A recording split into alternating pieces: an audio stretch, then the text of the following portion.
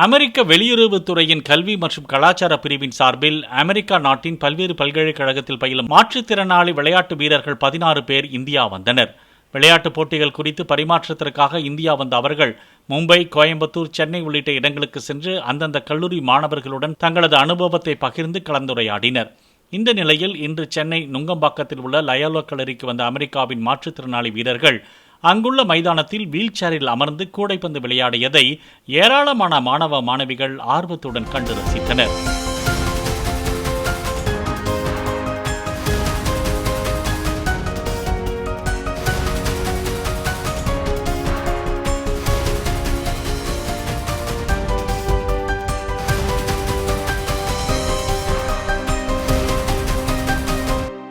Play store மற்றும் app ஸ்டோரில் இருந்து பாலிமர் செயலியை QR கோடு மூலம் பதிவிறக்கம் செய்யுங்கள்.